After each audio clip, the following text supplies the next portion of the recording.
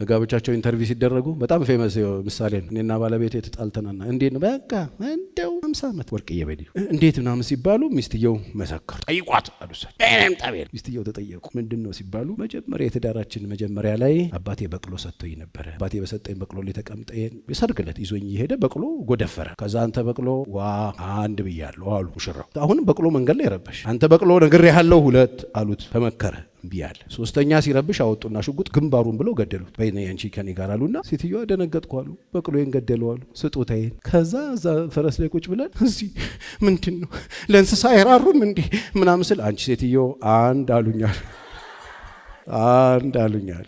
ከዛ ትንሽ ቆይቼ እንዴት ሰው ለእንስሳ አይራራም ምናምን ስል አንቺ ሴትዮ 2 አሉኛል። እና 3 እንዳይሉ ብዬ በቃ ምንም ነገር ተናግሬ አላውቅም። አንዳንድ ሰው ሽጉጡ ተፈርቶ ዝም ስትለው እሱ ተፈርቶ መስሎት በስነ ስርዓት በግ ያረደ ጥብስ ይበላል ቤት ውስጥ።